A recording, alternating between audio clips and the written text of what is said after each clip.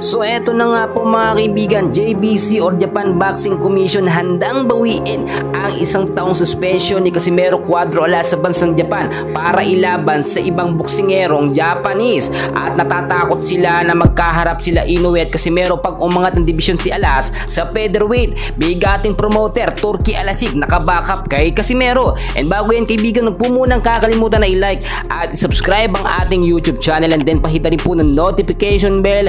Maraming salamat po mga kaibigan. Maganda ang ating balita po mga kaibigan. Kahit po sinuspinde ng bansang Japan nga po itong si Casimero Cuadro Alas, dahil alam naman natin very obvious na iniiwas nila etong kay Casimero, no, ito kay Naoya Inoue na hindi magkaharap, no. Alam naman natin pag nasuspinde ng isang taon si Alas, malabo sila magkaharap ni Naoya Inoue. Pero ang ganda po ng ginawang desisyon dito ng kampo ni Casimero Angas ng Pinas.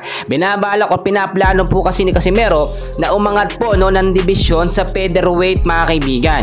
Ibig sabihin doon ay malaki ang tsansa na magkaharap po sila ni Naoya Inoue. So ano ang kinakatakot po dito ng Japan Boxing Commission? Yung magkaharap etong si Inoue at Casimero sa featherweight division mga kaibigan. Ang kinakatakot din nila dahil nga po simula ng bumak up, no, ay nayon sa ating mga nakuhang update, eto nga pong bigating promoter ng bansang Saudi Arabia, no, influencer din ito mga kaibigan. Ito pong si Turki Alasik ay napakadami na pong naikasang laban, yung mga imposibleng laban, bigating laban na ikakasapu niya, dahil siyempre karespeto ito mga kaibigan. Basta nagdemand ito ng isang laban kahit sa ang bansa, naaprubahan po agad yan mga kaibigan. So natatakot po ang kampo, ang JBC Japan Boxing Commission sa ganitong klaseng nangyayari kay Casimero Cuadro Alas.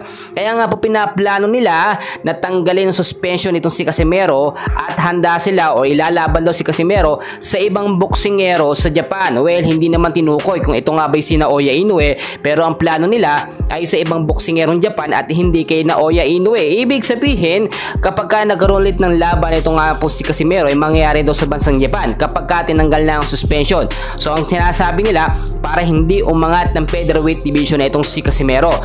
Pero ang pinaplano po ngayon ng ating Angas ng Pinas ay umakyat na ng division mga kaibigan, para hindi na si Casimero ang maghahabol dito kay Naoya Inoue, bagkos si Naoya Inoue na ang maghahabol. Simula po kasi na nakagawa ng history sa bansang Japan etong si Casimero Cuadro Alas, nang in-knockout niya ng isang round lamang eto nga pong si Saul Sanchez, no, ay umingay ang pangalan ni Casimero sa iba't ibang larangan nga po, no, o sa iba't ibang mga boxing promoter.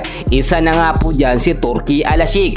Alam natin mga kaibigan, no, malaking pagsubok po at malaking opportunity din ang naghihintay kay Casimero pag hinawakan yan ng mga bigating promoter. Walang magagawa itong si Naoya Inoue. Noon pa man ay nilinaw na ng kampo ni Naoya Inoue na kung hindi magpapalit ng boxing promoter itong si Casimero Cuadro Alas, ay never and ever maikakasya ang kanilang laban. Kaya naman ngayon nagulat sila dahil nga po hindi basta-bastang pipitsuging promoter ang nagkaka-interes sa ating Angas ng Pinas, bagkos bigatin po talaga mga kaibigan, no. At ang sinasabi natin dito, it's a win-win situation. Kikita po ng milyon-milyon itong si Turki Alasik, ganun din ang ating Angas ng Pinas. 50-50 ang mangyayari dyan mga kaibigan.